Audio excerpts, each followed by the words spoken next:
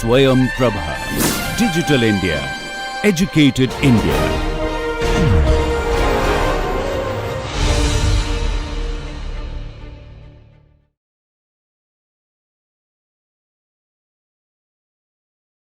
Yeah, say PTO damping, and this is radiation damping. Then what's the expression of CPTO?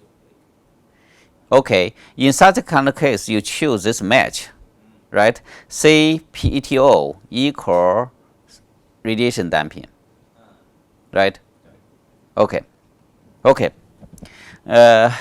You set in the swing set, right? You with friends, whatever swing set, and if this swing to you, you don't push the force, right? When this guy leave, you give force. Why you do that? Right? Just that way, swing towards you.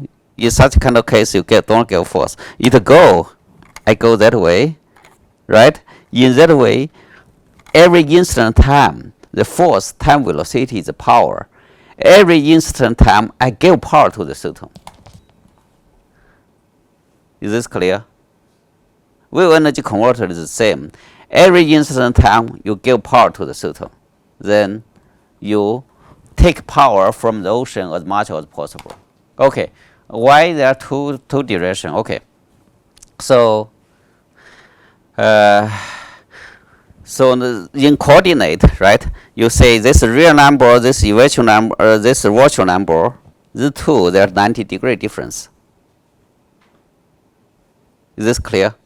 Right? You just take a look at that way. This virtual number, this real number, the 90-degree difference.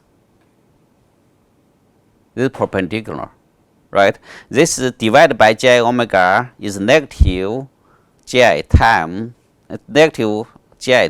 time 1 over omega. So this is negative direction. Anyway, wave energy converter looks so complicated, but mathematically it's just so simple. Small mass system, cancel stiffness and mass, then choose the best damping. Okay, so that is what the physical meaning. Let us say the case study. Okay, then now you will appreciate it's not that simple. Okay, so let us say this one. The buoy is 5 meters. Okay, the draft means, what means draft? Draft is how deep this into water, right? The draft, let us say, is 5 meters. Okay, we want to match 10 seconds wave. This is very typical in California water. Okay, now suppose it's ball shape.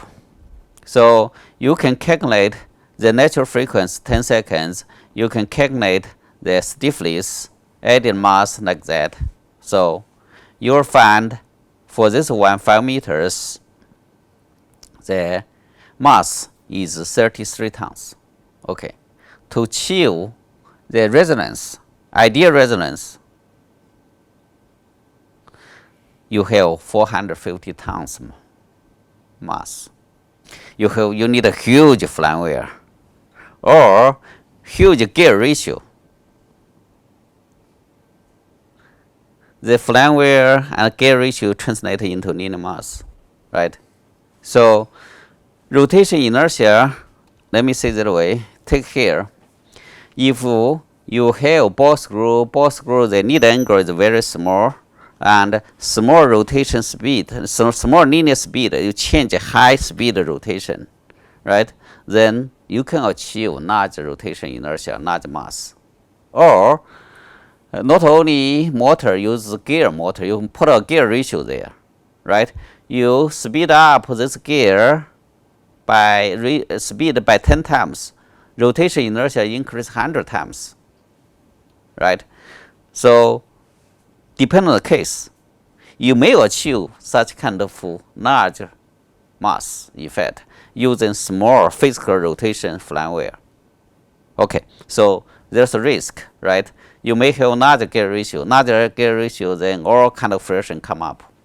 Okay, so another thing I told you, and in addition to rotation inertia, maybe is achievable is not totally unrealistic. I will tell you what's not realistic. The vibration amplitude. Okay, so you already get the best stiffness cancelled. I told you at the beginning, when the system achieve optimal and CPTO damping will be same as radiation damping, right?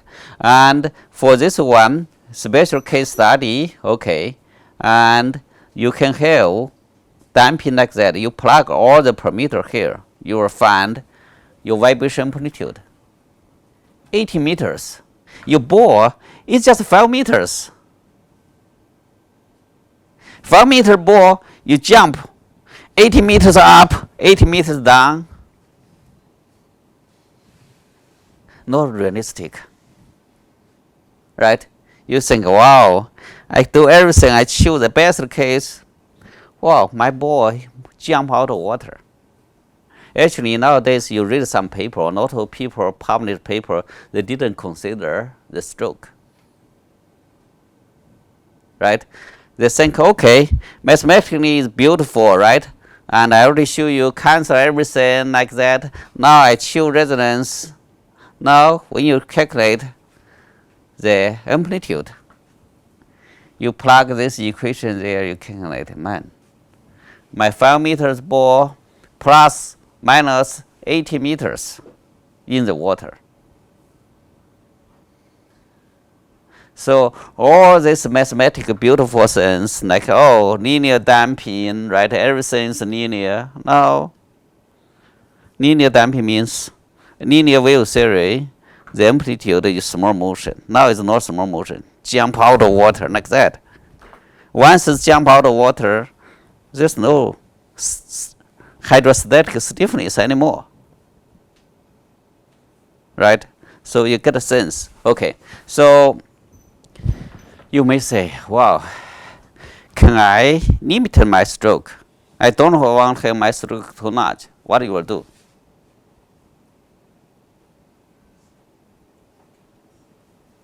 You add damping, right?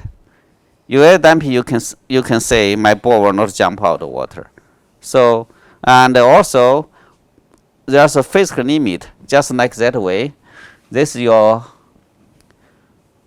buoy. The buoy and ball screw, there's limited stroke, right? Suppose your stroke is limited. What you will do? So that is another topic we talk. Okay, 5 meter buoy, stroke 36 meters is not realistic. So now, and we want to say optimization of wave energy converter with limited stroke. So with limited stroke, you add the damping, right? And you have, so as we mentioned to you, right? You still cancel the stiffness effect.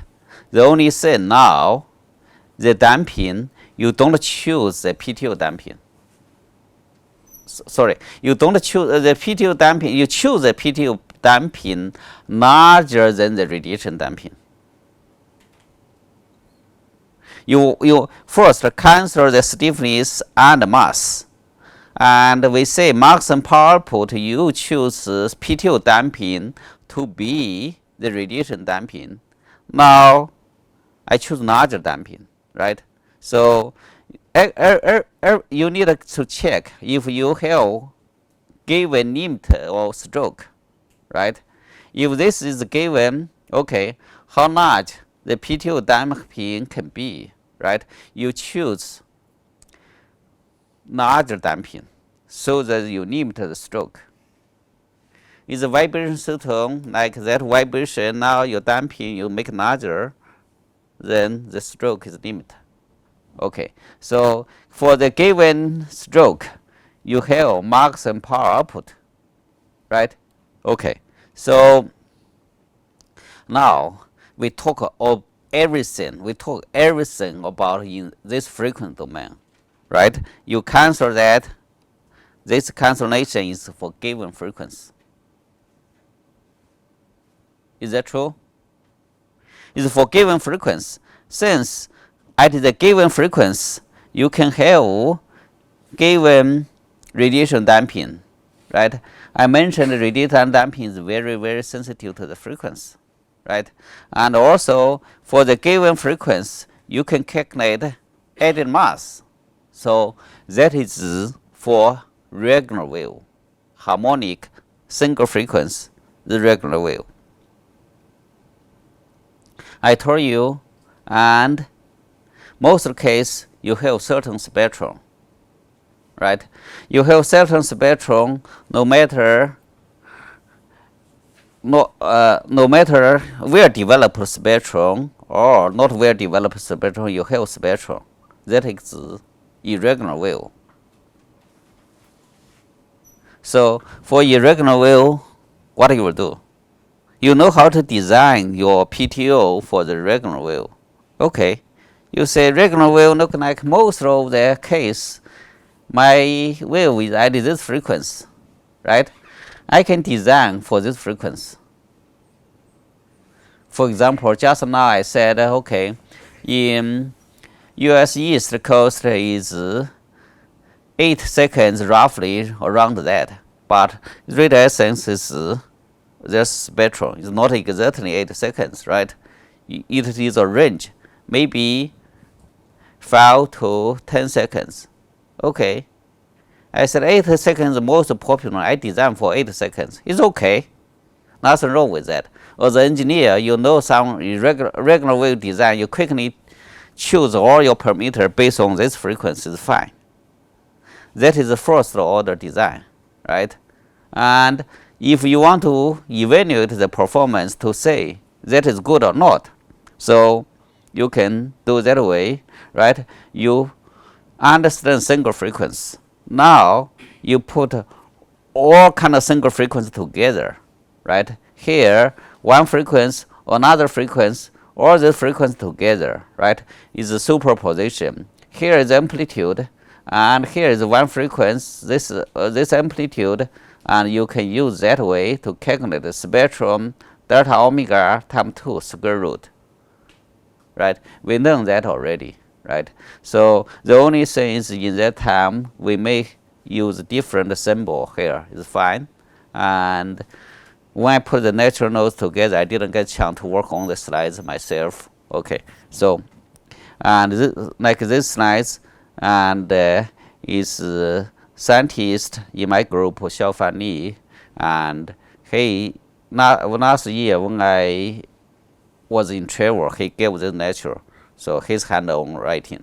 Okay, anyway, and that is for irregular wave case, right? You can choose the dominant frequency. You do first order design, right? And after that, you can take all the frequency together. You can do numeric optimization, fine tune your parameters.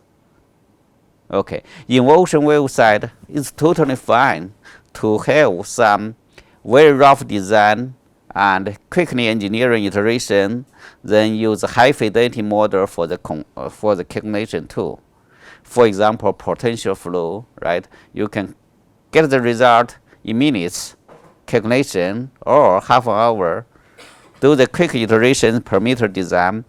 After you get everything done, then you run NCERT flow. You run the result 1 month later. You get the result to check. Okay.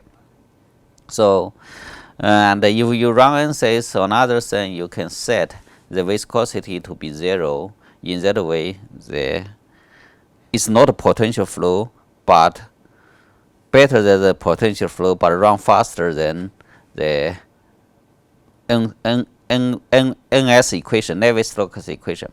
Okay, so this is for regular wave case. Okay, and the textbook, for example, here in Professor Falco textbook, he assumes that the PTO stiffness is 0. PTO inertia is 0, right? This is why in most of the reference book, you find this equation. They have, okay, just PTO stiffness, PTO damping. Actually, you have PTO mass effect or rotation inertia effect. So no matter what, so you get such kind of result that you match the natural frequency. Basically, you cancel the mass effect and stiffness effect, right? You match the damping, and your electric damping, which is a PTO damping, match radiation damping. Okay, in such kind of case, you get maximum power output. So, however, take a look at the figure here. That is frequency. This is how much is the excitation force. When we go this equation, when we do the derivative, whatever like that, you assume when the frequency change, you assume Fe is constant, excitation force is constant. So now you look at that, well, if I tune to this frequency, excitation force is not constant, right? So keep in mind such kind of design, even if you have such kind of design, keep in mind its approximation. You assume the excitation force is constant. Okay, so let us define another thing we called capture width ratio. Capture width ratio, you have buoy here, how much power to the buoy, right? We say the wave energy is measured by kilowatts per meter. You buoy here, this size will come to here. How much wave? That is kilowatts per meter times this dimension meter. This is input power to the buoy. Then I already told you how to calculate the output power. So output power divided by the input power, we define that as a capture width ratio. Is this clear? This is input power, output power relationship. Okay, sometime, I say sometime, or used or concept used popularly, but that is not correct, is hydrodynamic coefficient. Right? Sometimes I say, okay, this certain hydrodynamic coefficient or hydrodynamic efficiency. Okay, I put the buoy here, I get 50% energy out. I said this is hydrodynamic efficiency 50%. Sometimes we use that hydrodynamic efficiency as a word of capture width ratio.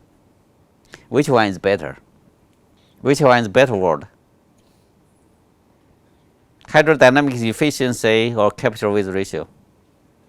Okay, let me tell you. Scientifically, capture width ratio is a good word. Hydrodynamic efficiency is a misleading word. Okay, so the reason is, if you use capture width ratio, you will find this number can be more than 1. So the input system that has 100 watts input to this system, output can be 200 watts. The way you calculate the input is not right.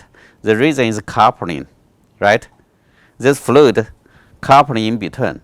It does means, okay, I take the 100% of this energy out. This water will stay still, wouldn't move.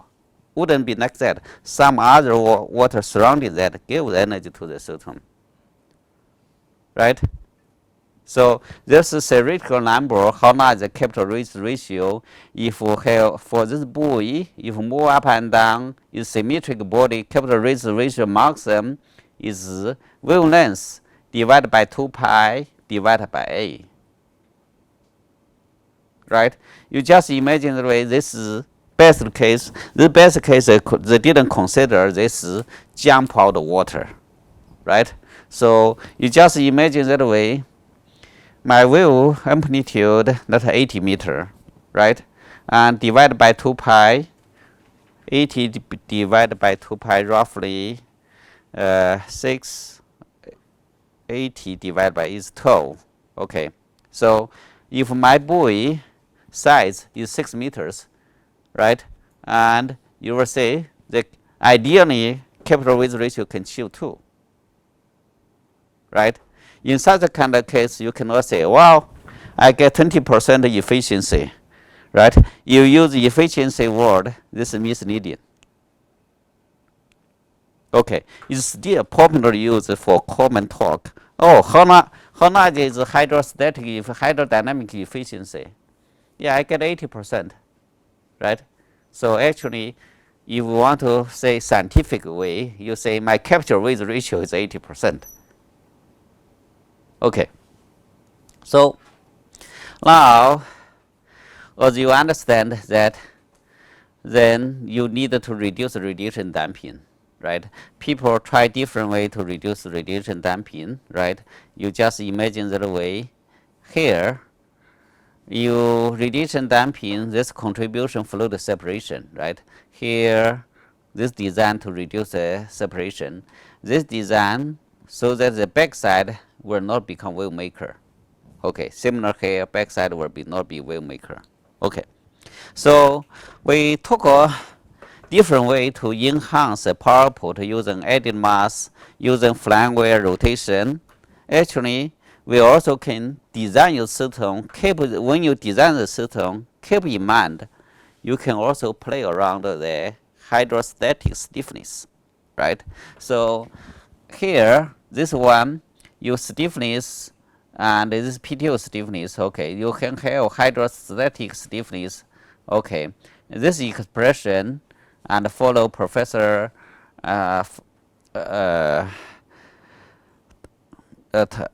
Falco's work. We didn't write the PTO's inertia here. Actually, you can write PTO's rotation inertia here. You can place this around, right? For example, as they say, most time the stiffness is too high. If stiffness is too high, I can make the damping, make the hydrostatic surface area, hydrostatic stiffness area small, right? Instead of merge water here, I merge water here. Which one have small stiffness? This now will have smaller stiffness. You can design for this, right? So I give you one example. So that is in this work is in collaboration E-Wave technology or startup company. So we would not design or wave energy converter. We use a power fish farm. Okay, so it take this shape. So it's inclined. What this inclined we try to do? The device is usually small. You want to reduce the stiffness. Reduce the stiffness, and the stiffness is cross section of the water, right? In this one, the cross section of the water volume, this 9. You put inclined this water surface, or you put say everything in the water. Just put this in the water, right? Then you will huge stiffness, right? Now I can put it this way. Stiffness becomes smaller. Make sense, right? So, or not. Actually, you can do that way too. This is shows one design. You have this mass. Let us say this mass here, and you cut this mass. The hydrostatic line surface here smaller. This point is this part is hinge. This part is hinge, right? Now I just cut this out. This water line here, then stiffness becomes smaller, right? So anyway, so not for wave energy converter design, there's a scientific physics behind, right? So this design, right? Initially, we thought about that, but we find that wow, the stiffness too high. Then we just tilt that. Well, we match the stiffness. The behind that is just so simple. This equation. This is clear. So wave energy converter design, all the type of thing, you need to have some scientific mind inside, right? Design is us. Design is also science, right? For this one, initially we say, okay, we design that. Then we find out why it's hard to match the frequency. Okay, we just cut that part. It's okay. Now we match the frequency, right? When they match the frequency, keep in mind there's A. What's A? Added mass. This part, the added mass is the same. Because when this move up and down, the water interaction wouldn't change much. So you still have significant large mass. Now you have smaller stiffness. Okay. And once until you guys ask this question, okay, Professor, why you only consider radiation damping? There are all kind of other damping. Right? And this fluid system, in the fluids are always viscous damping. There's drag damping. Right? Drag damping is second order damping, right? In this system, there are all kind of damping. So for the buoy on the surface of water, mostly the radiation damping dominate. The viscous damping is small. So for the buoy on the surface, okay, the radiation damping is dominate. This is why we only consider radiation damping. Okay, so if this under the water, in such kind of case, the radiation damping can be small, or viscous damping you need to consider. Yes, this is true too. Yeah, and If you go for a larger diameter, then the power also. yes, I think the more important thing is not viscous damping, is drag damping. Drag damping is proportional to the area. You go large, then you have large drag damping, right? So let us say different damping, right? Viscous damping, this shows the viscous damping, the force displacement loop. You have damper here, you pour that, and you have this type of force displacement loop. Okay, you have spring here. The force displacement loop is just a dash line. Just one spring. Spring F equal Kx, right? Now you have combination like that. You have both spring and damper. Then mostly you have this type of loop, force displacement loop. Okay. Another damping is dry friction. You have ball screw, you have rag pinion, or something touch that, you have dry damping, dry friction damping. By dry friction damping, force displacement look like this way. You pour like this one, you pour this direction, you have constant force, then this direction another constant force, negative constant force.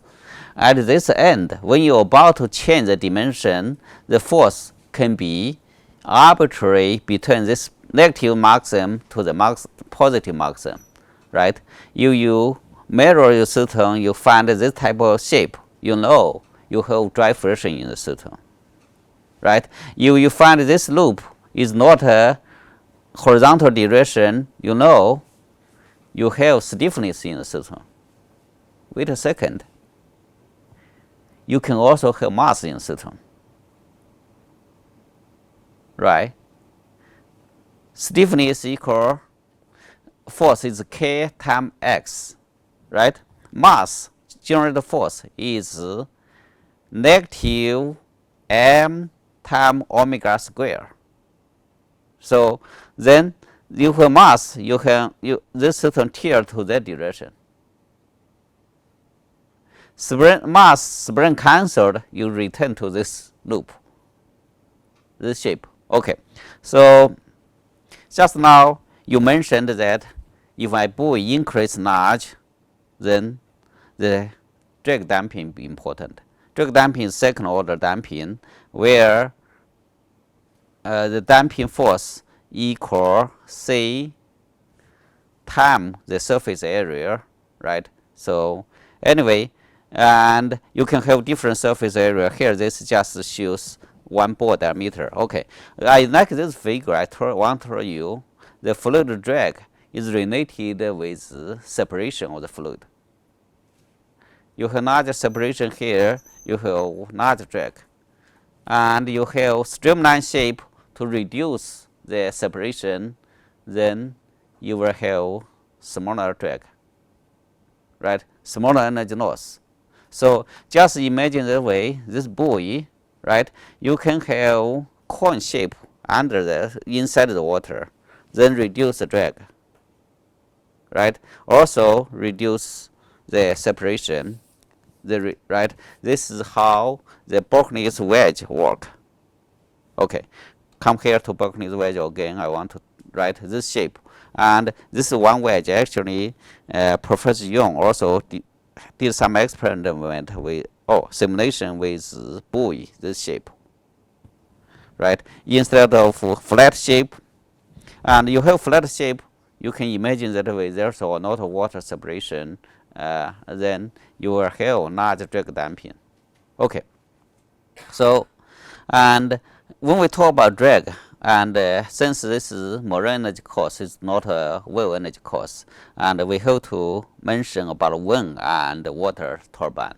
And if time allow, I will cover a little bit, or Professor Samet will cover a little bit about wind and water turbine. Okay, when we talk about turbine, and here drag and lift, right? And we are going to, I gave this figure to you, and but you guys can understand here. And this turbine rotation, there's a rotation speed, right? And there's wind speed in this direction too, right? This total wind to this direction, this is wind combined direction. So along this direction, that is drag. Perpendicular to this direction is lift. Okay, so after that we talk about tank test. Okay, and let us continue. Okay, and I'm going to talk about tank test, right?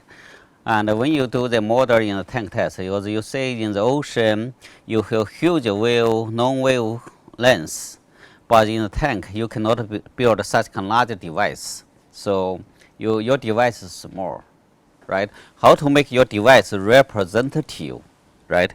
That is what we talk about, Froude number. And Froude number, there's a scaling law. Basically, for example, if you build a 1 to 25 scale device, right? And your 4 scale 12.5 meters, you want to build 0.5 meter, right? 25 scale. Okay, 25 scale, how to scale the wave period? Okay, wave period is not scale 25, it's scale square root 25, 5 times, right? If you have wave period 10 in the ocean, in tank test, you put a 2 seconds wave, right? So this scaling of frequency.